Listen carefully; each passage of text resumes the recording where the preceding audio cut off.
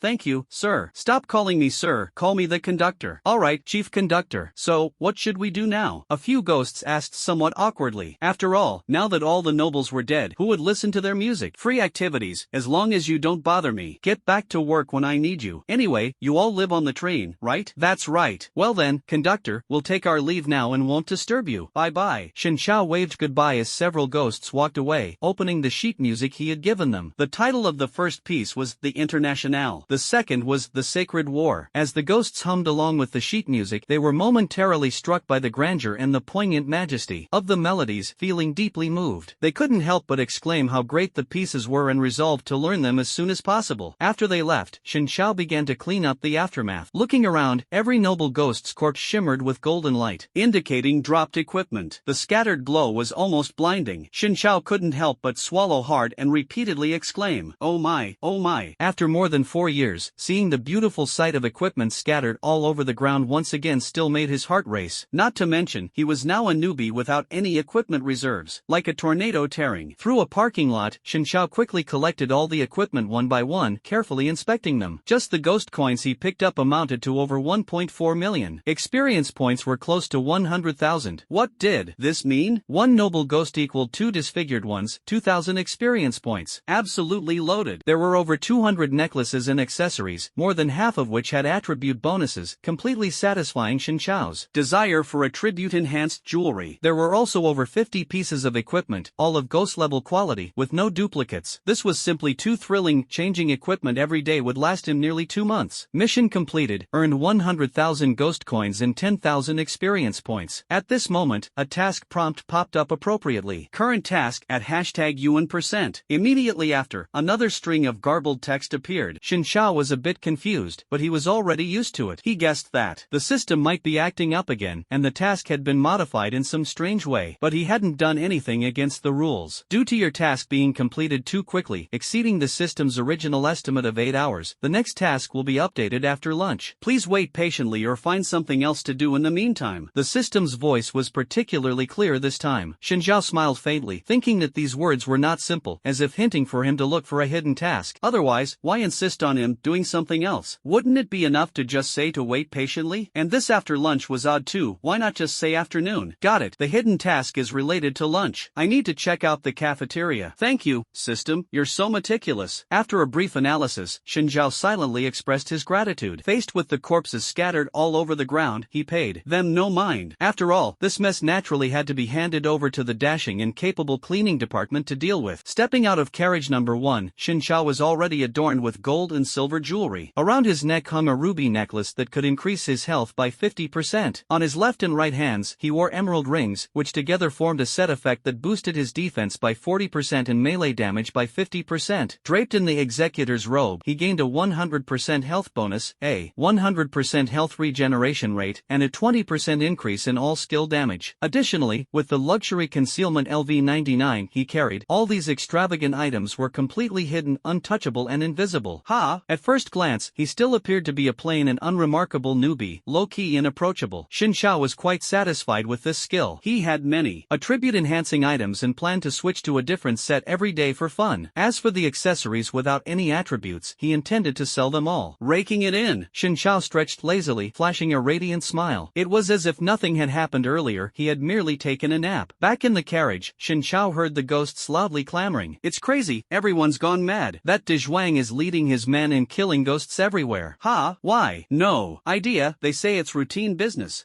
What kind of nonsense is that? Is it a task assigned by the conductor? Impossible, I heard the conductor planned to let us off the hook. Apparently, Dezhuang and his group had already started their slaughter, while the ghosts in this carriage, which had not yet been affected, got wind of the news in advance. All the ghosts were fiercely debating, even splitting into two factions. One faction firmly believed the conductor was heinous and decided to massacre all the ghosts on the train to cover up the truth. The other faction believed the conductor still had some humanity, would keep his word, and wouldn't trouble them further, claiming that the real abuse of power and random killing came from Dezhuang and his group. Passing by, Shinjiao found it amusing and naturally joined the debate. He squeezed into the crowd of ghosts and cleared his throat.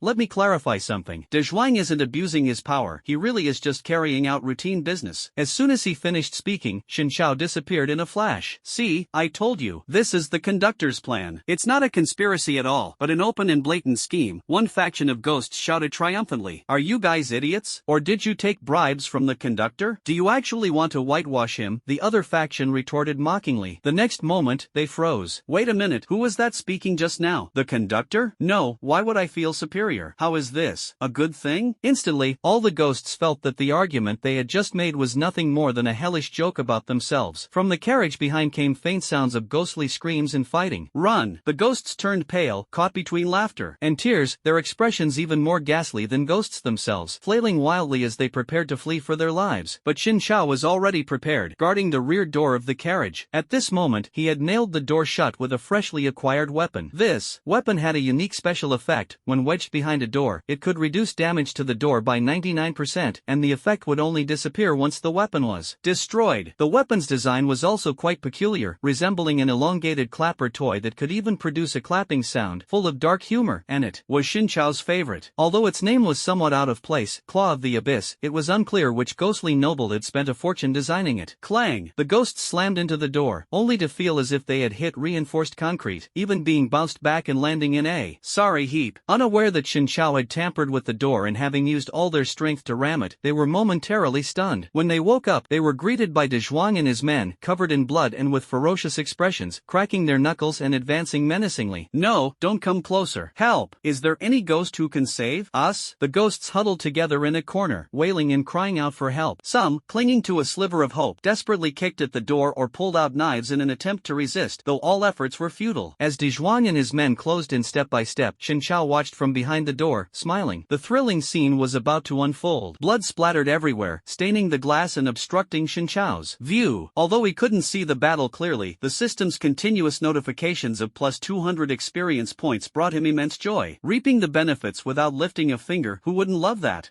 Why does it feel like I'd become a capitalist exploiting others? When the sounds of fighting finally ceased, Shinjiao removed the weapon nailed to the door and opened it, only to be greeted by a pile of corpses tumbling toward him, filling the space at his feet. Shinjiao stepped over the obstacles with a smile and praised Dezhuang and his men. Such efficiency, everyone.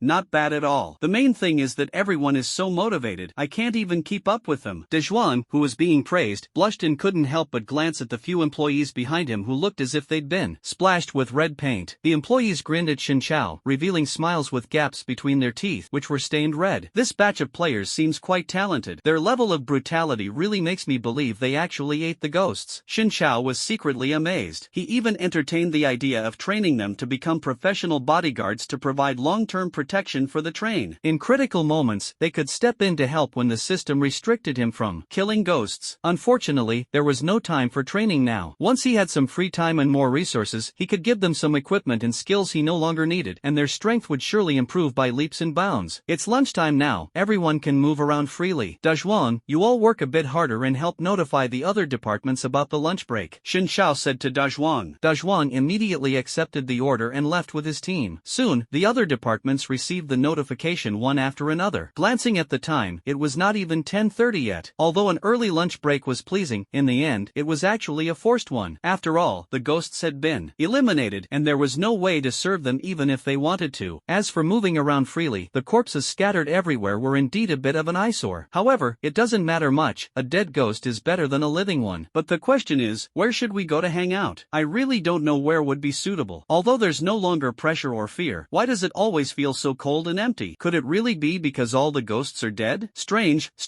it's truly strange. Thinking about these things, everyone almost started discussing philosophical questions like the origin of humanity and the size of the universe, and began their lunch break in boredom and confusion. At this moment, Xin Chao had already inquired about the location of the staff cafeteria from Dazhuang and obtained the key. He set off immediately and quickly arrived at the staff cafeteria. The moment he pushed the door open, Xin Chao noticed that the mechanism of the cafeteria was similar to that of carriage number 1. Stepping outside the carriage, he entered another space. Looking around, it was no different from an ordinary university cafeteria, but it was extremely spacious, almost stretching beyond sight, giving off the feeling of a sports field. The overall tone is monotonous, with the tables, chairs, and floor all in a uniform gray-white color. It gives a strange feeling of blurred vision and distorted objects. The overhead lights shine glaringly bright, and the air is filled with the stench of rotting corpses. Upon closer experience, it feels quiet, cold, eerie, and unsettling. This is undoubtedly the style of weirdcore. Xin Chao has already confirmed that as long as he enters the cafeteria, his mental energy will start to drain, because he has already lost a full 0.003%. Mental energy, also known as a SAN value. It's important to know that continuous mental energy loss will lead to various adverse reactions, also known as debuffs. The lower the mental energy, the more debuffs one will have. Your mental state and physical condition at that time might not even compare to an elderly person bedridden. If your mental strength drops to 0, then the situation becomes interesting. You might die of fright on the spot, go insane and lose the ability to distinguish friend from foe, or be corrupted by ghostly energy and turn into one of the ghosts. The endings are varied, and there's always one that suits your way of dying. Those ghostly nobles just now had a powerful aura, which indeed affected mental strength, but if it drops, so be it. Since his previous life, his mental strength has never fallen too low. He has never even experienced the feeling of being covered in debuffs. One could say he is extraordinarily gifted and incredibly bold. Otherwise, how could he have survived until today? Xin Chao ventured deep into the cafeteria and discovered a massive water tank behind a wall with a doorway. Standing over 7 meters tall, its exterior was old and worn, sparking Xin Chao's curiosity. He scanned it, and the screen displayed the following information. Ghost Train Employee Exclusive Water Tank. Abandoned for years due to employees' aversion to bathing and preference for drinking blood. Though unremarkable in appearance, it is rich in content. A closer inspection might reveal more information. After reading the information, Xin Chao gave a light jump, just enough to reach the edge of the water tank, and leaned over to look inside. At the bottom of the water tank, there was everything except water. Various dead rats, flies, maggots, severed limbs, and other indescribable things were piled up densely, reaching a thickness of 7 feet. The stench was strong enough to knock out an elephant. But at this moment, Xin Chao did not feel disgusted. Instead, he was extremely excited, because he heard the system prompt. Hidden task triggered. Clean the water tank, then refill it. Sure enough, there was a hidden task. Speaking of which, finding hidden tasks wasn't too difficult. In such a large cafeteria, this water tank stood out conspicuously, making people want to go over and take a look. The trigger condition was actually very simple, just jump up and take a peek inside. The key was that it could kill 2 birds with 1 stone. By restarting this water tank, he and the staff would have access to water. In this horrifying world, clean water was extremely scarce. He still remembered enduring 2 months in a desert dungeon in his previous life, and the exhilaration of gulping down 2 large barrels of water afterward. Cleaning the water tank wasn't troublesome. He just needed to throw in a shot of invisible fire, which was both clean and disinfecting. As for how to refill the tank, there was no need to worry. Xin Chao thought of this and pulled out a weapon. The living water staff, a relic left behind behind by a noble ghost. It could not only be used to knock people on the head but also released the skill Pure Water Bomb. He was very familiar with this skill, after all. In the early stages of his previous life, it had been his core skill, so using this staff to produce water was more than fitting. However, the amount of water produced in one go wasn't much, and it would take quite some time to fill the tank. If only he could catch a couple of ghosts to help. Xin Xiao was just thinking when he suddenly caught a whiff of ghostly energy and turned around, jogging out. After running a few steps, he saw two ghosts appear at the cafeteria's food serving window. Both ghosts were wearing chef hats and masks, revealing only their eyes, looking as if they were cosplaying disfigurement. Did these just spawn? Unable to resist making a sarcastic comment, Xin Xiao walked over. Kid, coming to eat this early? Don't tell me you left early from work? The ghost on the left saw Xin Xiao approaching and spoke in a hostile tone. You must be new here, huh? Want me to report you to the train conductor? Hee. The other ghost chuckled mischievously. Xin Xiao didn't respond and began scanning the two ghosts. The information displayed, mid-level danger rating, specialized chefs 4. The ghost train employee cafeteria. No valuable intelligence, nor did it trigger any hidden mission conditions. Perfect, these two would be just right for some heavy lifting. Your attitude is problematic. Xin Xiao spoke. The two ghosts were holding 2 plates of buns and were instantly stunned. Huh? Xin Xiao acted quickly, picked up a bun from the plate, and tore it open to check the filling. At a glance, he recognized cockroach antennae and wings inside. There's a problem with the filling too. Do you usually feed your employees this kind of stuff? Is it because you think this job is boring? How about I find you a better job? The two ghosts were instantly dumbfounded. Was this a new employee? Someone from the Food Inspection Bureau? Or a headhunter from another company? Wait, where are my buns? In the blink of an eye, the two ghosts suddenly realized that all the buns on the plate were gone. Not only the ones on the plate, but even the steamer basket by their side had disappeared. Magic, have you seen it before? Xin Xiao remained expressionless, pointing at the steamer basket in his hand. Then, with a low-intensity invisible flame, he instantly set the steamer basket on fire. Poof, gone. Within 2 seconds, the steamer basket turned to ashes, drifting away and disappearing into the air. The two ghosts stared at Xin Xiao's mocking expression and were instantly petrified. The next moment, their anger erupted, so furious they were almost breathing fire. Those were the 200 buns they had painstakingly made together. They had even gotten up early in the morning just to prepare a good meal for the newcomer. Maggot, unforgivable. I'm going to kill you and make meat buns out of you. The two ghosts immediately roared and reached out to grab Xin Xiao's head to smash it against the glass. But as the sound of shattering glass rang out, they realized they hadn't caught Xin Xiao. Instead, they felt a sharp pain in their heads, as if they had been teleported. When they came to their senses, they found themselves being lifted by Xin Xiao, like drenched dogs, with their necks being choked. Did the two of us get yanked out of the meal window by him? The two ghosts had blood streaming from their foreheads, yet they clearly realized this point. Bang! Before they could react, the two ghosts were already pinned under Xin Xiao's foot. The increasing pressure on their chests made them experience an unprecedented fear. This is bad, it's over. This human, no. This is not a human at all. How could a human possess such immense strength and speed? They've run into a ghost. Let me ask you again, I'll give you a new job. If you want to live, nod your heads. Xin Xiao spoke concisely. The two ghosts immediately nodded like pounding garlic, showing no sign of resistance. Alright, you can live. Xin Xiao moved his foot away. The two ghosts did not rush to get up. They first prostrated themselves and kowtowed several times before slowly standing up. Here, take this. I believe you should know how to use it. Fill up the water tank over there as quickly as possible. Work through the night if needed, and preferably don't take any breaks. Even after it's filled, you can't wander around. You can only stay near the water tank, and someone will deliver one meal to you each day. In short, the water tank must remain full at all times, 24 hours a day. The job is that simple. Got it? Xin Xiao handed the living water staff to a ghost, his tone carrying an undeniable command. The two ghosts were stunned for a few seconds after hearing this. Sir, I understand the reasoning, but the water tank hasn't been used for years. Pouring water directly into it. One of the ghosts tried to argue. The words were not yet finished when he noticed Xin Xiao's gaze had changed. He slightly furrowed his brows, his eyes carrying a hint of mockery, as if saying, you already understand the situation yourself, do I really need to say more? Oh,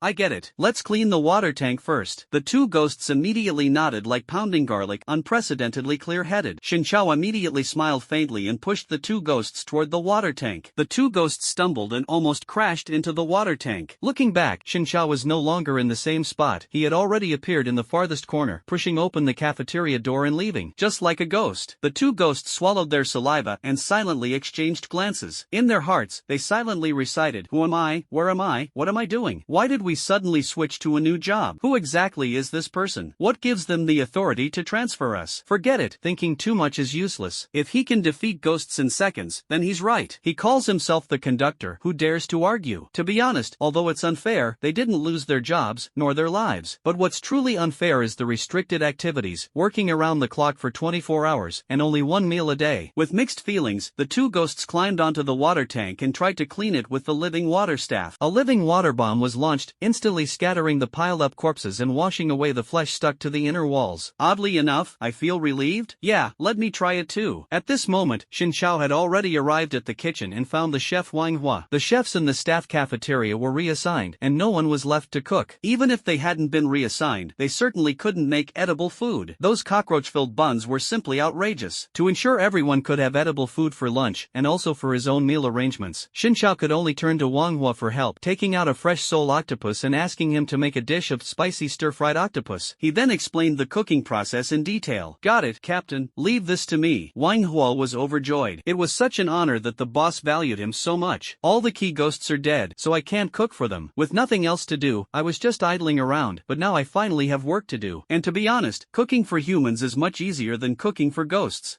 Captain, our entire kitchen staff has been reassigned to the employee cafeteria, so who can replace us? Wang Hua suddenly thought of a question and quickly asked. Taking care of everyone's meals is certainly important, but without serving ghost dishes, how will the train make money? Don't worry, I've thought it through. The kitchen department has been disbanded. From now on, you'll cook in the cafeteria. Xin Xiao replied expressionlessly, speaking at lightning speed. Wang Hua was instantly dumbfounded. The key is that they won't survive until the moment they're served. Isn't it a waste of effort to cook for them? Better to save on ingredient costs. But, you're right. Hearing Xin Xiao's words, Wang Hua hesitated to speak and nodded helplessly. It made too much sense. He was left speechless. This is practically running a shady business, not cooking for the ghosts, but tricking them into coming in and killing them. Suddenly, I feel like I'm colluding with the forces of evil. But, since we are the forces of evil, what about the ghost side? With mixed feelings, Wang Hua led the kitchen staff to pack up the cooking utensils and collectively move to the employee cafeteria. After leaving the kitchen, Xin Xiao quickly found Dizhuang. He was very curious about the passenger gathering mechanism of the ghost train and wanted to ask Dizhuang, is it like the townsfolk of Fright Town, where you have to book the whole train in advance to get on, or is it a free boarding system where you can eat whenever you want and leave whenever you please? Dizhuang said both options are available. Recently, there have been more bookings because the boss personally went out to promote, taking a grassroots approach and bringing together ghosts from several villages and towns to book the train and try it out. Quite good at doing business, very impressive. Yes, Xin Xiao praised on the surface, but inside he felt both excited and reluctant. He was excited because the boss was very conscientious, working hard outside to ensure the train was packed with ghost passengers trip after trip. Without needing him to personally promote, it could attract passengers and let him earn a fortune. Reluctantly, the boss is coming back tomorrow night. He's going to deal with it personally. Once the boss dies, the train might not attract passengers anymore, making it hard to stay fully booked, and revenue will naturally decrease. But if the boss isn't killed, the main mission can't be completed, and I won't become the train conductor, which would be a loss. Still, it's better to choose to kill. This kind of main storyline task probably can't lead to any special ending. Otherwise, you definitely have to recruit the boss under your command, making them go out every day to bring in customers for you. Xin Xiao then told Dizhuang about the situation of the two ghosts in the water tank, instructing it to deliver a meal to them every day. Just send some leftovers, no need for anything fancy. Their work isn't tiring, so a feast every meal isn't worth it. Big brother, I understand. Xin Xiao added another sentence, and after Dizhuang heard it, his heart started pounding. Although those two who served the food were disrespectful to the boss and deserved it, didn't the boss just say they were on a 24-hour work schedule? How could that not be exhausting? Forget it, he's used to it. The boss's words always manage to surprise him. He just needs to be thankful he's not the one doing that job. Boss, I just saw the cleaning department seems to be swamped. They haven't rested at all. Looking at the corpses scattered all over the ground, Dizhuang suddenly had an idea and said, should I take the security department to help them with some of the work? Can it be cleaned up before the guests arrive in the afternoon? Xin Xiao asked directly. Dizhuang calculated the time. There were still more than 3 hours left. He immediately nodded. It should be fine. Alright, thank you for your hard work. Then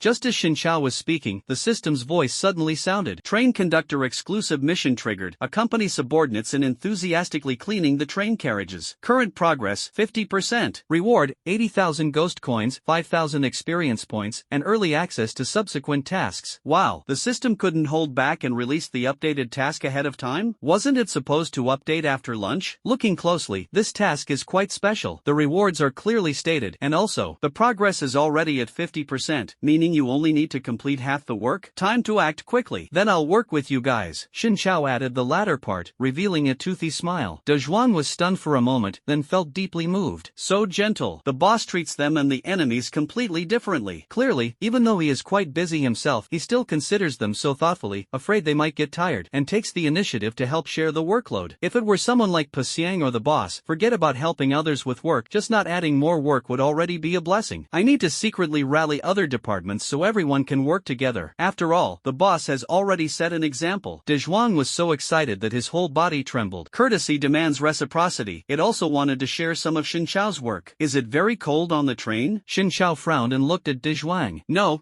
I'll go get to work first, big brother. De Zhuang turned around and slipped away. Xin Chao didn't think much and returned to carriage number 1. The big cleanup started quickly. Other departments, originally bored and unsure of what to do, were deeply moved after hearing De Zhuang talk about the spirit of the boss and joined the big cleanup without hesitation. Meanwhile, they sighed inwardly twice. Boss, you're so gentle. He really is, I'm crying to death. Over here, Xin Chao took only 20 minutes to burn the noble ghost's corpse to ashes, reaching 100% progress, successfully completing the task and receiving the reward. At the same time, the early preview of the subsequent task also appeared. Because you previously received the triple difficulty enhancement reward for the instance. This afternoon, a powerful ghost passenger will board the bus. Any actions by this ghost will affect your emotions, causing you to go mad and launch indiscriminate attacks on everyone and every ghost on the bus. You can interact with it to stabilize its emotions. The longer the interaction, the higher the additional reward. But no matter how you interact, she will eventually go mad. Please be fully prepared for battle. After the system finished speaking, Xin Chao's eyes lit up. This task setup is quite interesting, essentially assigning him a boss to warm up first. But before warming up, he could start with diplomacy and have a chat with it. The longer you chat, the more rewards you get, and when the chat is almost over, you can even kill the donkey after the mill is done. Not bad. Not only can you chat about everyday life to lift your mood, but you can also earn multiple rewards. Xin Chao rubbed his hands together, revealing a wicked yet expectant smile. 12 o'clock noon sharp. With Xin Chao's spiritual buff, everyone finished the big cleanup ahead of schedule. The corpses were all packed and transported to the fuel supply room, which was managed by the fuel department. Out of curiosity, Xin Chao went over to take a look. The so-called fuel room, to put it bluntly, was just a large-scale cremation chamber. Truckloads of corpses were directly pushed into the giant furnace in the middle to be burned. The giant furnace, also known as the mouth of hunger, can continuously draw energy from any corpse, allowing it to move forward without ever stopping. Out of curiosity, Xin Chao glanced at the information about the furnace, and it was just as he thought. He had originally assumed it was a coal-burning steam train, but unexpectedly, it turned out to be a train fueled by corpses, truly beyond imagination. Half an hour later, Xin Chao received a notification indicating the completion of the water tank cleaning task. Received 100,000 ghost coins plus 10,000 experience points. At this point, aside from the main quest, all other side quests have been completed. He only needs to wait for the afternoon task of chatting with ghosts. At this moment, the cafeteria started serving food, and everyone gradually flocked in to eat. The scene that originally caused a drop in SAN value upon entering was suddenly diluted by the cheerful and constantly laughing crowd. Suddenly, that eerie chill vanished completely. It was almost like truly being back in the university cafeteria. Since there weren't many staff members, Manhwa and the others managed to steal some time amidst their busyness and actually prepared a 4-dish and 1-soup lunch. The dishes looked light, yet everyone ate to their heart's content, almost moved to tears. So damn delicious. Who would have thought you could eat so well in a horror game? It feels like I've never eaten this lavishly in real life. The key is the free employee meals, saving quite a bit of money. After all, most instances are special cases, either no one can eat, or there's simply no food, so you have to rely on the system store to buy it. Although the food in the store can fill the stomach, the prices are ridiculously high, leaving no ghost coins saved after each dungeon run. Now, thanks to the boss's help, they can proceed without any worries, feeling as relaxed and carefree as if they were on a vacation. Boss, you are simply my god. A player, overwhelmed with emotion, exclaimed while eating. Sitting in the corner tasting the stir-fried octopus, Xin Chao glanced back at him, shrugged, and had no particular thoughts. By the way, it seemed like everyone was talking about the store just now. At this moment, Xin Chao tried to open the system store and, sure enough, succeeded. In his previous life, the system store only opened at 1 p.m., so he had never been in a hurry to visit. But the opening time here seems to have been moved up by an hour, allowing entry at 12 o'clock. Woo! In the store, a wide variety of goods are on display, all clearly priced. The characteristic is that the prices are outrageously high, and the quality looks rather mediocre. Xin Chao gave this store a nickname, Conscience Black Shop. You can't say it's useless. After all, the food sold inside can solve the urgent needs of novice players. But to be honest, no one can afford the useful items inside. Truly a double-edged sword. At present, apart from dozens of limited quantity food items. There are also garbage-grade ordinary weapons priced over 10,000. And the only skill, Mad Dog Blade Technique. This skill is the most expensive, costing a full 200,000 ghost coins. But it is precisely the one Xin Xiao is most looking forward to. Just hearing the name is enough to get the blood pumping. After all, it's a skill. Aside from the few he brought with him, he currently only has one passive skill in hand. A simple calculation shows that the total value of all the items exceeds 1 million ghost coins. This is simply an astronomical figure. Not to mention new players, even elite players wouldn't be able to save up this many ghost coins in 10 years. But he's different. As a newbie, he already has over 1.7 million ghost coins in his pocket. Adding the unsold necklaces, jewelry, weapons, and other items, his net worth is conservatively estimated to be 3 million. At this moment, he naturally had the mindset of I want it all, wanting to buy everything in the store. To indulge himself for once, he had never been extravagant with money in his previous life, so being a little lavish in this one wouldn't be too much, right? Besides, if he bought all the items in one go, what if it triggered a hidden achievement? Wouldn't that be a huge gain? However, while he could buy them, there was no need to purchase everything outright. Xin Xiao glanced at his remaining experience points, which amounted to over 350,000. He then took another look at the skill Old Acquaintance LV15, and the corners of his mouth slightly curved upward. Every dungeon shop's items come with a 15% discount for you. When buying in bulk, there's also a 10% chance of getting them completely free. Without hesitation, he spent 300,000 experience points to upgrade Old Acquaintance, leaving only 50,000 for Mad Dog Blade Technique. An Old Acquaintance suddenly jumped to LV40. All items in dungeon shops are 40% off for you. When buying in bulk, there's a 30% chance to get it for free. When selling items in bulk, there's a 30% chance to earn an extra 20% ghost coins. Strength greatly increased, and there was a new trait that made Xin Xiao ecstatic. Perfect. I directly cleared out my inventory with tears and sold everything. Looking at the store, Xin Xiao revealed a devilish smile. In one go, he selected all the items and made the purchase directly. Ding! Old Acquaintance triggered. All items are free this time. The system's notification sound rang out, and Xin Xiao froze. He turned his head to look at the space backpack and found all the items intact, sitting there exuding a free vibe. His ghost coins were also untouched, quietly lying in the bag. Not quite convinced, Xin Xiao glanced at the store interface again, only to see it completely empty, as if it had just been looted. Oh! Unable to contain himself, he cheered loudly, his voice resonant and powerful, spreading far and wide, even startling people hundreds of meters away. Xin Xiao originally thought his luck wasn't great and didn't expect to get the product for free. At most, he hoped to enjoy a 40% discount, thinking it would be nice to save some money. Unexpectedly, his luck was off the charts this time. As soon as he opened the door, it was a zero-cost purchase, practically the purest Snowmom legacy. 1 million ghost coins was no small amount. Since that was the case, he decided to go with the flow and sell a few more things. Xin Xiao opened his backpack, sorted out all the attribute-less junk equipment, weapons, and various accessories, along with a pile of ordinary junk weapons he had just purchased, and after confirming, directly packaged them for sale. The shop interface immediately started spinning. Although he hadn't encountered this situation in his previous life, he guessed it was because too many items were being inserted, causing the shop system to lag. This time, 247 items were sold, earning 745,000 ghost coins. Ding! Triggered Old Acquaintance, earning an additional 149,000 ghost coins. A system message came through, and after listening, Xin Xiao couldn't help but cheer again. An additional income of nearly 150,000 ghost coins. His luck was unbelievably good. He had never been this fortunate before. Could it be because he was a returning player? Wait, something's off. Why were only 247 items sold? He suddenly realized the numbers didn't add up. Checking his inventory, he found that half of the junk hadn't been sold and had been returned by the shop. Could it be a lag issue, or does the shop have a daily limit? He pondered for a moment, then repackaged the remaining junk and stuffed it back into the shop. The store interface started spinning again, spinning for a long time without any response. Don't swallow my stuff, or I'll have to go and retrieve it myself, Xin Xiao muttered while propping his cheek with his hand. He wasn't joking. The dungeon store exists in the real world offline, visible and tangible, but it can only be accessed by exploiting a bug. In the previous life, he was the first and last person to discover this bug during the late stages of the game. The specific method is to feel your way along the edge of the instance, which is the air wall. The invisible portal to the shop is hidden nearby. The instance isn't large, so it's not hard to find it by circling around. The size of this instance is unknown, but Xin Xiao is in no hurry. After all, the instance will belong to him sooner or later, so he can wander around as he pleases. As long as he can get in, stealing, robbing, or resting inside is entirely up to him, no one can stop him. However, things must be reasonable. If something is truly taken from him, he will only retrieve his own belongings from the shop and will never take what belongs to others. Please wait, transferring you to a human customer service representative. The system suddenly suddenly popped up a prompt, and Xin Chao was instantly confused. Even a human customer service representative showed up? Could it be that they really took my stuff and want to mediate? No,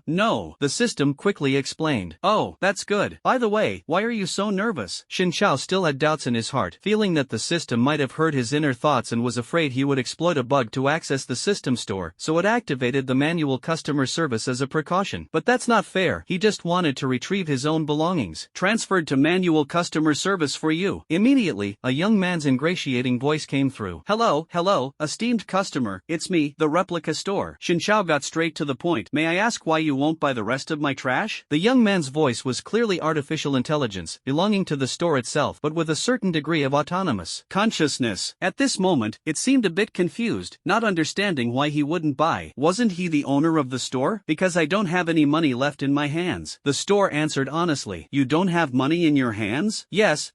All gone? You gave me every penny without leaving anything? That's right. With just a few simple words, the shop felt a wave of pressure as if it had been robbed. Wait, no. It was originally the target of the robbery. If he can't negotiate with him personally, everything in the store will be taken away by this guy without spending a single penny. What's even more outrageous is that he sold a whole bunch of stuff and made a huge profit in ghost currency from it. He even did something as cruel as killing someone emotionally. He took the weapon he had bought from the store for free and resold it to him at the original price. What's even more absurd is that, perhaps due to a system bug, the tens of thousands of money he originally had suddenly disappeared. TNND, I've never encountered something like this in my life. Could this be karma? If you slander others, will you eventually be slandered in return? How about we have a face-to-face talk and discuss this compensation matter? Xin Chao spoke up. It didn't matter if he couldn't sell it, as long as it wasn't outright taken from him, that was good enough. He was quite curious about how the replica shop operated in this lifetime. After all, even having a live customer service representative clearly made it at least 9 times more advanced than in his previous life. Face-to-face.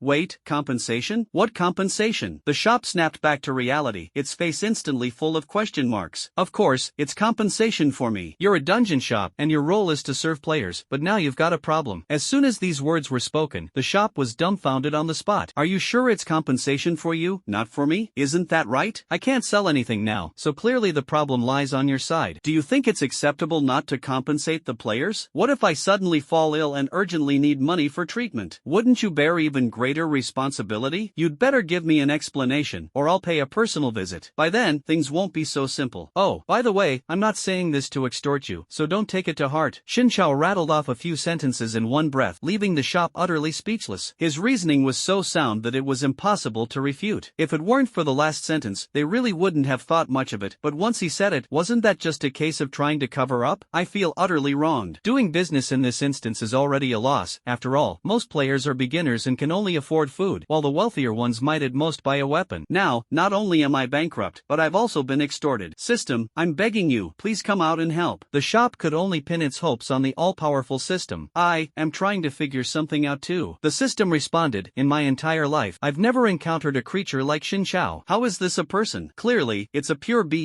Why is there no response? Xin Chao looked slightly puzzled. Here. The system finally spoke. Compensation has been arranged for you, but there will be some delay in processing. No problem, thank you. Xin Chao nodded in satisfaction. How refreshing. I really like the system's personality. To be honest, he was just trying to test the waters, but he didn't expect to actually get compensation. It seems that while this system is advanced, it's not very good at handling intimidation. As for the remaining half of the trash, there's no rush to deal with it now. He'll take care of it at the next instance's shop. The next shop should have some money, right? Taking out the freshly bought pork soup dumplings, a portion of braised lion's head meatballs, and a large bottle of ice-cold cola, Xin Chao treated himself to an extra meal. Consuming experience points to upgrade skills also consumes a large amount of stamina. A normal person would definitely pass out on the spot if they spend hundreds of thousands of experience points in one go. Unfortunately, Xin Chao is not a normal person. After finishing those, he went to the counter and ordered 4 dishes and a soup from Manhwa. Don't ask why, he just wanted to try the chef's skills. Why is everything in the shop gone? Yeah, in the blink of an eye. Is it a bug? Really strange, but it has nothing to do with me. I can't afford it anyway. Walking along, the sound of everyone's heated discussions could be heard. Back at his seat, Xin Chao devoured everything in sight and finally felt full. This lunch was comparable to an emperor's feast. It could only be described with one phrase: extremely fresh, extremely delicious. Being able to eat 4 dishes and 1 soup every day, even if it was just one meal and the same dishes repeated, he was more than satisfied. satisfied. It would be even better if there were an extra serving of octopus. At this moment, the system also notified that the compensation had been credited, and Xin Chao immediately opened it to check. Congratulations, you have received 50,000 experience points and the title Spendthrift. Spendthrift, earned by spending over 1 million in one go. Would you like to equip this title and gain its traits? Title, can it be equipped? And it has traits? Interesting, I see. Xin Chao's eyes lit up. In his previous life, the system hardly had any title rewards, it was simply outdated. Equipment completed, acquired trait. For every purchase of an item worth over 300,000, there is a 40% chance of full exemption, already stacked with the old acquaintance effect. After reading the trait and the hint in parentheses, Xin Chao couldn't help but exclaim, good heavens! This time, he truly became the nightmare of stores. With buffs stacking layer upon layer, stores might as well be his home. 40% combined with the 30% from old acquaintance, a 70% chance of full exemption. And this is without old acquaintance being upgraded to a high level yet. If it were maxed out, he wouldn't even dare to imagine the possibilities. It's estimated that he won't have to spend a single penny, and the store might even have to pay him instead? Awesome, it's just so awesome. A lifetime of zero-cost purchases is just around the corner. Oh, by the way, it seems they also gave 50,000 experience points. Xin Chao checked again and found he had exactly 100,000 experience points left in his hand. Give it to the Mad Dog Blade technique. Nowadays, 100,000 experience points aren't even enough to level up an old acquaintance. Mad Dog Blade Technique LV1, a blade technique like that of a mad dog, requires the use of a blade. This description, why does it sound like nonsense? Who doesn't know you need to use a blade with it? Xin Chao shrugged and decisively upgraded the Mad Dog Blade Technique. Mad Dog Blade Technique LV36, an extremely mad dog-like blade technique. All creatures within a 30-meter radius will encounter misfortune. During its use, you gain 50%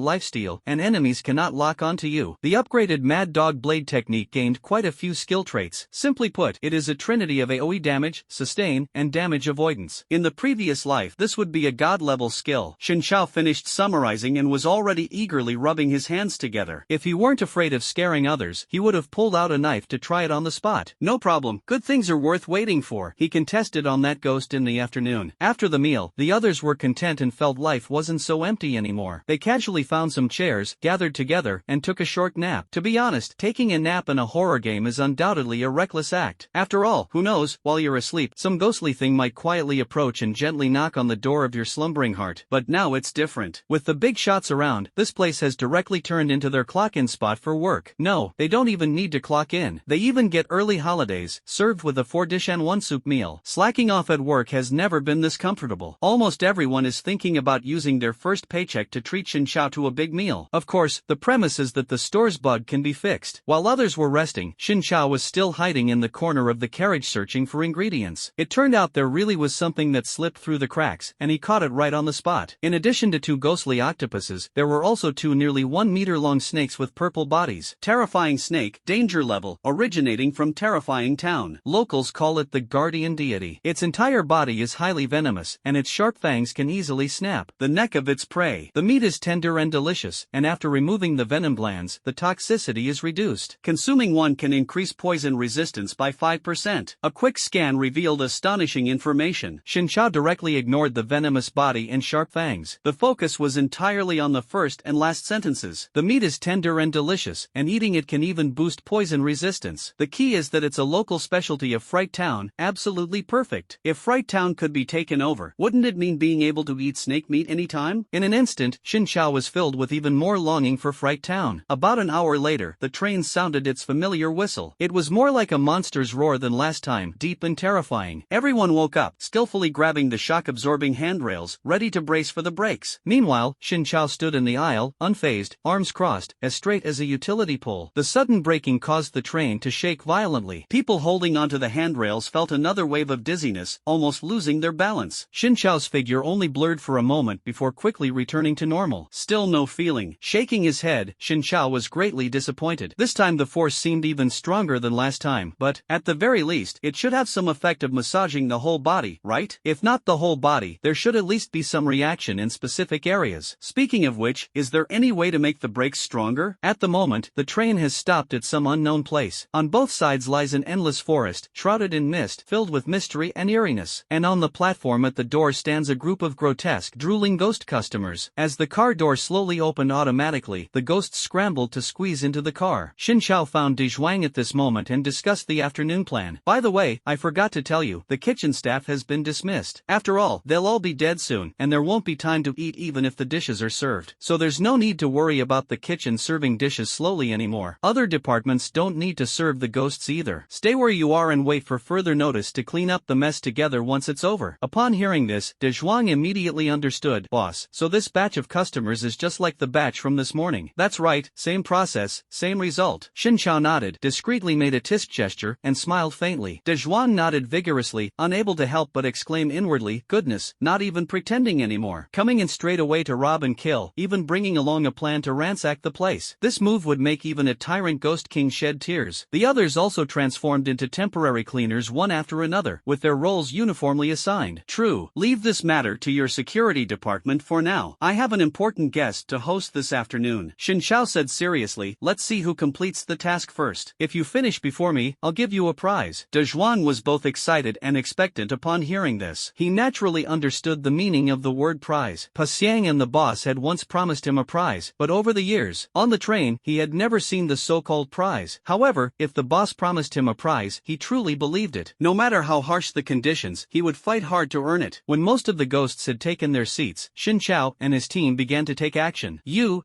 and you, violating the rules of this vehicle, come over and pay the fine, and write down your home address. De Zhuang, leading the security department, directly started the process, randomly pointing at a few ghosts and speaking fiercely. The named ghosts were instantly dumbfounded. What happened? I just sat down, my seat isn't even warm yet, and now I'm being fined? The ghost train has passenger rules and penalty items, but they didn't do anything. They didn't randomly pluck the waiter's fingers or eyeballs. The named ghosts suddenly felt like a big victim, confusedly asking themselves where they had violated the rules. Loud noise, improper attire, environmental pollution. De Zhuang's 3 sentences shocked them 18 times. Loud noise? We were clearly just chatting normally earlier, not bothering anyone. Even if it was loud noise, what does improper attire mean? Does the train even care about what we wear? And what does polluting the environment mean? We didn't litter. Are they treating us like trash? Several ghosts grew increasingly angry but could only swallow their resentment. The security department personnel were fully armed, holding weapons and staring at them sharply, as if saying, if you dare to argue, I'll take you down. Ah, forced buying and selling? No, this was clearly outright robbery. In the end, the ghosts didn't dare say another word, obediently handed over all their valuables, and even wrote down their home addresses. Although they didn't understand why they had to write their addresses, nothing mattered at this point. Their spirits were completely crushed. De Zhuang's actions this time were certainly not to make an example out of someone. He discussed with his subordinates for a while and quickly pinned some inexplicable accusations on the remaining ghosts in the carriage. In addition to the previous reasons, he added things like picking their toes, spitting everywhere, drooling excessively, looking overly terrifying, and relieving themselves anywhere. The ghosts were full of question marks. Since when did the train have so many bizarre punishment rules? Why don't you just directly ask me for money? Appearance is considered wrong? Isn't this simply a malicious attack? Not only is it unreasonable, but the key point is that we didn't do any of these things. Who on earth is blind? A few hot-tempered ghosts couldn't hold back and jumped up to charge at De Zhuang and his group. You can guess the result. They were beaten to death on the spot with sticks. As soon as one ghost died, all the other ghosts were instantly intimidated, their tempers vanished, and they obediently handed over fines and addresses, their expressions as grim as if they'd eaten excrement. On the other side, since the mission didn't provide any hints about the location of the ghostly VIP, Xin Chao had to personally search for that ghostly VIP. He passed through several train cars and suddenly caught a whiff of an unusual scent. A strong ghostly aura, about the same intensity as the noble ghost he encountered before. It was easy to locate. The target was in the car ahead. Xin Chao hadn't even entered the next car yet. Just standing in the compartment, he had already locked onto a female ghost. At first glance, her attire seemed completely out of place among the surrounding ghosts. Her jet-black, glossy hair naturally draped down, perfectly covering her entire face, and she wore a snow-white floor-length gown. Target identified. Mission initiated. Attempt to stabilize the female ghost's emotions. The longer the stabilization lasts, the higher the settlement reward. The system prompt came through, and Xin Chao was slightly surprised. Goodness, this important guest turns out to be Sadako. Big sis? Should I chat with her about which brand of TV is the most reliable? Just as Xin Chao was pondering his words, the ghost woman's clothes suddenly began to writhe, as if something was bulging out from inside her body. Immediately, a ghostly doll poked its head out from her collar. The ghost doll had no hair, its round head covered with worm-like dense blood vessels. At this moment, it was sneakily looking around, revealing sharp teeth and silently laughing. The faceless female ghost and the ghost doll peeking out not only unsettled humans but also created an indescribable eerie atmosphere among the surrounding ghost ghost passengers. Shin Chao, however, didn't find It's strange, instead, he was somewhat surprised. Sister Sadako actually brought her child out? The topic naturally revolved around her child. Out of curiosity, Shin Chao scanned the ghost doll's status. Name, Ghost Doll. Strength, mid-level ordinary. Introduction: a newborn child, suffering from unbearable hunger, requires a large supply of food but due to a congenital defect is severely allergic to eggs. Skill, Crying LV5. Crying LV5, periodic crying. The noise generated reduces the mental strength of surrounding humans by 5%. Allergic to eggs? Seeing this, Shin Chao's curiosity was instantly piqued. He knew humans could be allergic to eggs, but ghosts too? That was truly unheard of. Why not try feeding it an egg? Thinking of this, Shin Chao couldn't help but reveal a devilish smile. No other intentions, just wanting to observe the ghost's clinical reaction and record some knowledge in the process. Next, Shin Chao turned his gaze to the female ghost. Name, Jia Zi. Strength, peak level of malevolent ghost. Introduction: responding to a special call, patient number 2 arrived from the psychiatric hospital with her child. She suspects that her biological son was switched at birth in the delivery room, leading her to show a complex form of care toward her son. Skills, Serpent Transformation LV50, Sacrifice LV50. Serpent Transformation LV50. When activated, the limbs and head can extend up to 50 meters, and the teeth become as sharp as a serpent's. Full activation results in a berserk state, doubling strength but causing emotional instability. Sacrifice LV50. By sacrificing her own or others' children, she gains the protection of the Ghost King and an uncontrollable desire for slaughter, permanently increasing her strength by 50%. Peak of the evil spirit level. This strength is about the same as that previous executor. If I hold back a little, I can probably withstand about 80% of a strike from the Mad Dog Blade technique. As for her skills, she already had mental issues, and now she's stacked 2 buffs that cause emotional instability. Suddenly, I feel that trying to stabilize Sister Jiazi's emotions might be quite challenging. The reward for this task might not be easy to obtain. But none of that matters now. To maintain a good mood, Shin Chao decided to start with her son. Analyze the situation as it unfolds. If necessary, the reward can be set aside. After all, you can't let concerns about her emotions ruin your beautiful day, right? At this moment, the ghost child had already crawled out from the female ghost's neckline and was sitting in her lap. Suddenly, it pointed at the old ghost beside them and cried out, "Wah! Mommy, its arm looks so tasty. I want to eat this, I want to eat this." Old ghost immediately showed an innocent and disdainful expression, looking at Ghost Doll and saying, "What do you mean?" "Sir, my son hasn't eaten anything for 10 minutes. Look at how pitifully he's crying. For love, why don't you take off your arm and give it to him?" The female ghost earnestly pleaded, "If it's inconvenient, you don't have to move. I can help you take off your arm." For love? Is that even reasonable? At this moment, Shin Chao did not rush to intervene but chose to observe the situation. After all, he could sense that its emotions hadn't fully erupted yet. Intervening rashly would not only be unhelpful but might even add fuel to the fire. The direction of the plot was predictable. The surrounding passengers were clearly the key to influencing its emotions. If he didn't step in, the female ghost would likely ask each ghost nearby one by one before erupting into a violent frenzy and starting a killing spree. After all, ghosts aren't foolish whose arm can be casually given away. Are you crazy? Get lost. Old ghost rudely cursed and turned his head away. Sure enough, the female ghost turned to another ghost and asked, "Sir, could you replace him and give my son an arm?" Get lost. It was still a merciless response. Then, Shin Chao patiently spent 10 minutes watching the female ghost ask the nearby ghosts one by one. You can guess the answers she received. Shin Chao actually admired her for enduring 10 minutes of insults without changing her expression. As for her emotions,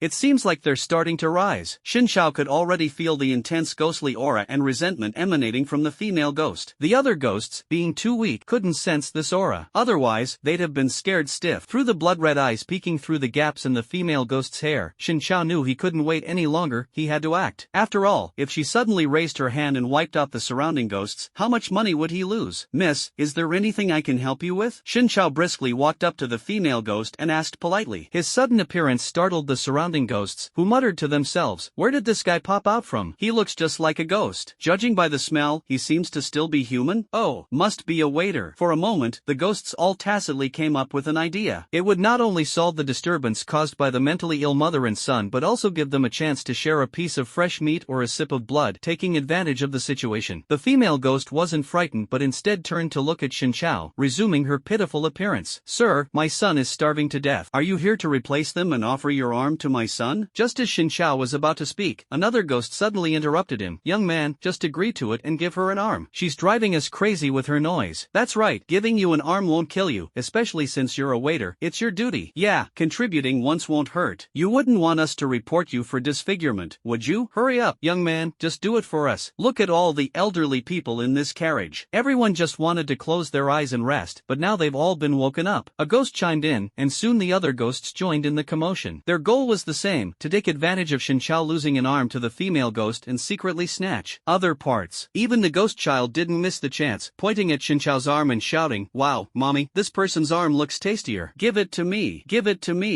It bared its fangs and claws, throwing a tantrum like a child rolling on the ground in front of their parents because they couldn't play with someone else's toy. The ghost's behavior in this train car was surprisingly no different from that of humans, which left Shinchao quite astonished. It was as if he had suddenly been entangled by an invisible moral coercion. Interesting, everyone must have already realized he was alive and wanted to use him as a tool. In the past, he probably would have resigned himself and offered up an arm. "Everyone, don't worry. I will soon calm this lady and her son down. And as for the rest of you, I promise to let you rest properly as soon as possible." Shinchao reassured them, his gaze turning once again to the female ghost. "Madam, you may not know this, but you and your son are actually honored guests on this train. So I plan to prepare a dish for your son that's even tastier than my arm." As he said this, Shinchao almost couldn't help but burst out laughing. Fortunately, he maintained a polite smile, concealing the amusement in his heart. "Oh, really? Thank you." The female ghost immediately expressed her gratitude cheerfully, without hesitation. In the next moment, the intense ghostly aura around her noticeably diminished. The system's voice immediately sounded, "You successfully stabilized Jiazi's emotions and received a reward. The current additional reward progress is 10% per 100%. That's simple? I just casually made small talk and stabilized her?" Xin Zhao was secretly delighted. It was truly killing two birds with one stone. Not only did he stabilize her emotions, but he could also take the opportunity to use her son for experiments. However, he also understood that he couldn't relax too much. After all, the reward had only reached 10%, and there was still 90% left to obtain. It's alright. Hospitality is a tradition on the ghost train, and it's not easy for you to come all this way," Xin Shao said with a grin, while picking up the walkie-talkie to notify De Zhuang. "Notify Wang Hua to fry an egg and deliver it to Car 9. Don't add too much seasoning, and don't overcook the egg. The more authentic the taste, the better." It didn't take long for the reward to increase again, and the progress reached 20%. Obviously, the female ghost didn't understand anything, yet she was incredibly happy. The ghost doll was even more confused, feeling as if it had been tricked. The ghosts were stunned upon hearing Xin Shao's words. This crazy mother and son actually became honored guests of the train? The boss must be the crazy one. How does he even know them? For a moment, the ghosts were somewhat disappointed. If they really knew each other, then the waiter wouldn't have lost an arm, nor could they take advantage of the situation. But oh well, with the waiter's involvement, they probably wouldn't cause any more trouble. After all, they were esteemed guests of the ghost train, and indirectly, not to be trifled with. In less than 10 minutes, Wang Hua personally delivered the scrambled eggs over here. "Half-cooked, is that okay?" Wang Hua asked uncertainly, finding it hard to understand Xin Chao's request. "Of course, absolutely. That's exactly what the customer wants." Xin Chao gave a thumbs up in approval. Just by smelling it, he could tell the eggs weren't fully cooked. The rawness was unmistakable. Wang Hua then realized that the eggs were not meant for people to eat. He scratched his head and gave an awkward laugh, thinking that since it was for ghosts, he didn't dwell on it, greeted them, and left. Xin Chao brought the scrambled eggs in front of the ghost child and picked up a piece with chopsticks. "Come on, good baby, let me feed you." Ah. The ghost child, innocent and pure, thought the person in front of them was a familiar figure, so they didn't mind. It opened its mouth full of sharp teeth and bit into the egg. After all, it was a new and fresh food it had never seen before, and it smelled quite fragrant, so there was no need to be cautious. The next moment, the ghost doll suddenly sneezed, and blood immediately flowed from its nose.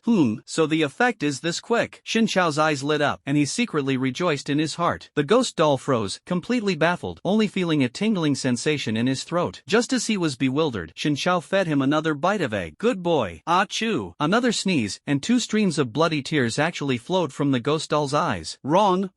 There's something wrong with this food. You're a weird uncle." Staring at Xin Chao, who looked completely harmless, the ghost child finally realized that something was amiss. He absolutely couldn't eat anything fed by him anymore. As for the female ghost, she had no idea what was happening. After all, the ghost child was already small in stature, and now tightly held in her arms, he couldn't turn his head at all. Only Xin Chao could see the ghost child's face. Instead, she was deeply moved by Xin Chao's act of personally feeding her son, feeling overjoyed and repeatedly thanking him. The ghostly aura around her quietly dissipated, even emitting a trace of warm yang energy. The ghost doll wanted to seek help from the female ghost but found that it could only make a faint mosquito-like sound. Its throat felt as if it had been filled with sulfuric acid, completely sealed shut. "Thank you, young man. My child and I have been out for so long, and no one has ever ever taken such meticulous care of us. You're welcome. After all, you're esteemed guests, and you must be cared for thoroughly. Shinshao said this and, taking advantage of the female ghost's distraction, gently pried open the ghost doll's tightly shut mouth and quickly stuffed in 2 large pieces of egg. Help! Mom, save me! Can anyone save me? Ah! The ghost doll roared in its heart, but no sound came from its throat. In its despairing gaze, Shinshao's kind smile seemed to instantly transform into that of a demon from hell, sharp fangs, blood-red skin, horns on his head, and a barbell-like echoing laughter that sinisterly reverberated in its ears. Female ghost's emotions stabilized, reward obtained. The female ghost's emotions are stable, reward obtained. The system kept sending reward notifications, and the progress had already reached 70%. Almost there, just 30% more to get the perfect reward. For love, for everyone, hang in there, kid. Shinshao was extremely excited and patted the ghost doll's head. He had to thank the ghost doll for cooperating, directly skipping the hardest part of finding a topic to talk about. Otherwise, trying to find a topic with the female ghost would have been incredibly difficult. Achoo! Achoo! The ghost doll started sneezing continuously, even spitting out a few mouthfuls of black blood, but the female ghost didn't notice at all. Instead, she continued chatting casually with Shinshao, exchanging introductions. Over 20 minutes passed, and the reward progress had already climbed to 95%. The last piece of egg, Shinshao carefully placed it on the ghost doll's lips, perfectly wrapping things up. Come on, the last piece. If you finish it, there's a reward. If you don't, there's a punishment, Shinshao said with great excitement to the ghost doll. At this moment, the ghost doll was already dazed, severely poisoned, and unable to think clearly. Upon hearing Shinshao's words, he somehow developed the illusion that, as long as I eat it all, he will definitely let me go. So he mustered all his strength and swallowed the last bite of the egg. The ghost doll gasped for air, sticking out his tongue, barely clinging to life and almost on the verge of death. Brother Shaoshan, what exactly are the rewards and punishments? At this moment, the female ghost had already become familiar with Shinshao. To maintain her image, she even tied up her hair and blinked her big, watery eyes as she curiously asked. Shinshao patted the ghost doll's head and answered frankly, the reward is an extra plate of scrambled eggs. And the punishment? 2 plates of scrambled eggs as a gift. This? Wow! The reward and punishment are exactly the same. Hearing that the punishment was even better than the reward, the simple-minded female ghost almost jumped up with excitement and said, thinking she was clever, then, young man, why don't you punish us instead? Give my son 2 plates of scrambled eggs, okay? Sure, no problem. Hearing this, the ghost doll seemed to be struck by lightning, instantly regaining a moment of clarity. Mom, you, put, why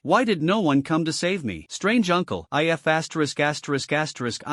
at your Yuan. The moment fear and anger intertwined, the ghost doll rolled its eyes, the blood vessels on its forehead burst under the skin, and the skin turned red with blood. It died in a fit of rage, departing with unusual serenity, without a trace of pain. The female ghost's emotions are stable, progress has reached 100%, task completed, congratulations on receiving a 100% extra reward. Ding, you have completed the hidden condition. By killing her son while the female ghost was emotionally stable and completely unaware, you have earned the following privileges in subsequent tasks. During the female ghost's rampage, any ghosts you kill will count as your achievements. All items and identity information carried by the killed ghosts will also be directly transferred to your account. Follow-up task: kill the berserk banshee to receive the final extra reward. The few words from the system almost made Shinshao burst into laughter. So satisfying. It couldn't get any better. Not only did he secure 100% of the extra rewards, but he also achieved the hidden condition during the task. What he didn't expect was that the privilege obtained after completing the hidden condition would be so overpowered, hitting his sweet spot perfectly. In short, as soon as the banshee goes berserk, she becomes his temporary tool. She will help him slaughter all the demons on the entire train, saving him a lot of time. And the experience points, demon coins, equipment, and even information obtained from killing the demons are all directly credited to his account without any omission. You work hard outside, I reap the benefits at home, and we both have a bright future. It's just a pity that humans and demons are destined to part ways. If it weren't for the pressing task, Shinshao would definitely have used a more gentle approach to talk her back to a normal state and then directly recruit her. After all, even without going berserk or stacking so many buffs, her combat power in the team was still among the best. Whether leaving her to guard the base or taking her into battle, there was no downside. Besides, with her hair tied up, she was quite pleasing to the eye. Although Shinshao feels better when he looks at beautiful women, he is still very healthy both physically and mentally, without any peculiar habits. Hey, why is this child bleeding from all 7 orifices? What's going on? My goodness, could it be an allergic reaction? Hurry and find a doctor to check it out. Several old ghosts nearby noticed the abnormality of the ghost child and were instantly shocked and puzzled. Since they are of the same kind, and the female ghost is an esteemed guest of the ghost train, they dare not offend her, so they decided to kindly offer a reminder. The female ghost, upon hearing hearing this, realized they were talking about her son but did not rush to check. Instead, her eyes instantly turned red, and she angrily roared, "How dare you say my child is bleeding from all 7 orifices? Are you looking for death? He was perfectly fine and very healthy. Where did the bleeding come from?" Several old men were dumbfounded on the spot. "No, he's really bleeding, just take a look. It seems like he's already stopped breathing." "Shut up. Just now when I asked for your help, you ignored me, but now you're acting like you know everything."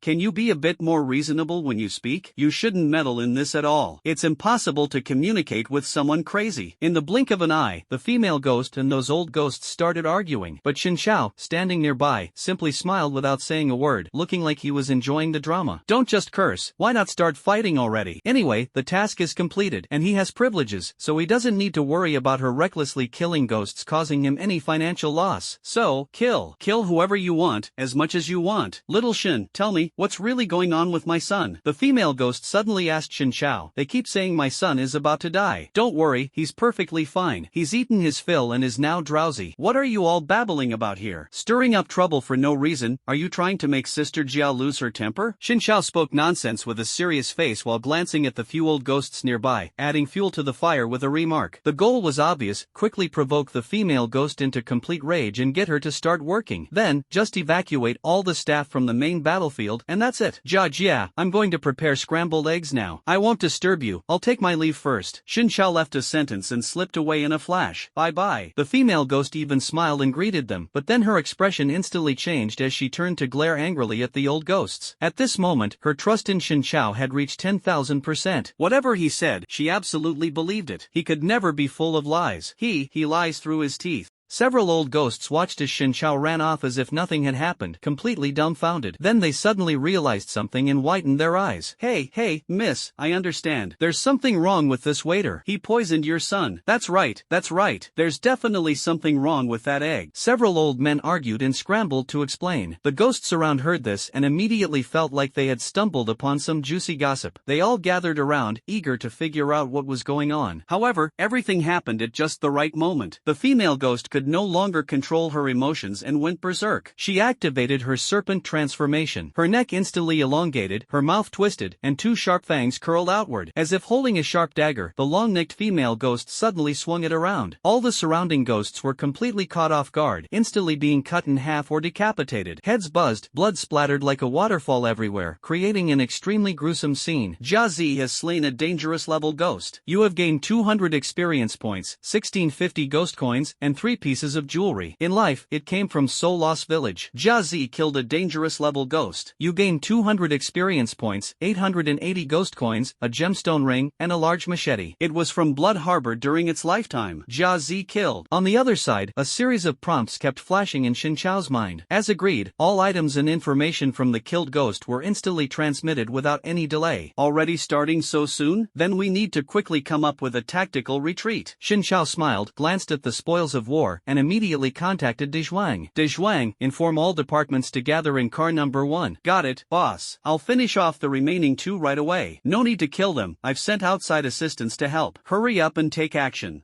De Zhuang was a bit confused upon hearing this, but he still agreed immediately. Xin Xiao was very close to the cafeteria and planned to notify Wang Huo and the others while taking the 2 ghosts responsible for watching the water tank along. Business is business, they were still his people. The key was their efficiency at work. No one could be more suited for the job than them, so he absolutely couldn't let them die in vain. When he arrived at the cafeteria, Xin Xiao saw a few familiar figures. The music enthusiasts who could play the violin were chatting with Wang Huo and the others while eating. Why are you guys here?" "Got hungry, came to eat." The music enthusiasts laughed and said, "Captain, Master Wang's cooking is really great." Wang Huo scratched his head and smiled shyly. "Not at all, you're too kind." But he secretly thought to himself, these ghosts really aren't picky eaters. Even leftovers have to rely on them to clean up. It's perfect that you're here. Saves me the trouble of looking for you. We'll talk about eating later. Let's head to carriage number 1 to take shelter first. Xin Xiao spoke while casually packing the dishes from the table into his backpack. "I'll carry the food for you, and we can eat it when we get there." To be honest, the music ghosts really have a low sense of presence. If it weren't for the coincidence of coming to the cafeteria to eat, Xin Xiao would have long forgotten about them. Take refuge? Everyone holding their bowls and chopsticks was instantly stunned, their thoughts no longer on the dishes in front of them. "It's okay, it's not as serious as you think. Just Just hide for a while and it'll be fine. Shinchao shrugged with a smile, not saying much. The group didn't dare to ask further and got up one after another to prepare to leave. Captain, have you informed those ghost employees you dismissed? The music ghost suddenly remembered and kindly reminded. When they returned to the dormitory, they saw those ghosts looking dejected and found out that Shinchao had conducted a massive layoff right after taking office. Oh, they didn't get off the bus? That's great. No need to notify, absolutely no need. Shinchao replied with a smile, giving them a chance would be useless anyway. Besides, how much would he lose after getting off the bus? Not long after, Shinchao carried the two ghosts who had been watching the water tank and left the cafeteria with everyone. The two ghosts, while being carried, exchanged glances, their faces full of confusion. After arriving at carriage number 1, Shinchao found that everyone had already gathered. Boss, who exactly is the external support? De Zhuang leaned over, still full of curiosity. Just an ordinary ghost. Shinchao casually replied, gesturing for everyone to sit down. Come on, find a place to sit. We're all on the same side, no need to be formal. Clatter. Thinking about the two ghosts still in his hands, Shinchao finally let go. After landing on the ground, the two ghosts were still bewildered but obediently found a corner to sit in. Idleness never leads to anything good, and Shinchao already had a plan, something that could both relax everyone and entertain himself. That's right, he decided to find the music ghosts and have them play a few tunes for everyone. With the resources readily available, wouldn't it be a waste not to use them? The timing and setting couldn't be more perfect. Recently, he had secured the car door with the abyssal claw, making it impossible for the female ghost to get in, ensuring they wouldn't be disturbed at all. So, feel free to kill as you please, and we will quietly enjoy the music. We won't interfere with each other, and everyone gets what they need. Shinchao handed the dish to the music ghost and reminded, do you want to finish eating before going on stage? No need. The music ghosts eagerly picked up the sheet music given earlier and immediately went on stage to perform. This is not out of reverence for Shinchao, but because they genuinely like the pieces in the score and want to quickly present an exciting performance to everyone. To be honest, compared to those noble ghosts, facing colleagues like Shinchao and the others is much less stressful. Thank you for your hard work, everyone. Shinchao hesitated for a moment and reminded, it's best to play what's on the score. After speaking, he casually brought out the dish and handed it to Manhwa and the others. The music ghosts indicated that they had originally planned to do so, nodded in agreement, and quickly got into the mood. 10 seconds later, the silent restaurant was filled with the beautiful sound of a violin. Whether human or ghost, everyone froze for a few seconds at this moment, instinctively closing their eyes. It feels as if the resonance of music has been experienced, savoring its beauty. It's like all troubles have been forgotten, and the soul has been cleansed by the pure melody. Sigh, though it seems he didn't have any troubles to begin with. In any case, at this moment, everyone has only one thought in their hearts. Elegant, so elegant. They said it was a refuge, but they ended up in such a romantic and elegant restaurant, even holding a concert. It's truly overwhelming. Even more gratitude to the big boss for creating such a sanctuary for them. After all, in the real world, who has the luxury of having someone play the violin for them? As a result, upon arriving in this thrilling world, everyone directly became masters, making the ghosts play the violin for them. Say no more, this place is a must visit. Not coming here would be a loss. Going back would mean truly returning to reality. So let's continue to suffer here. Such a familiar melody?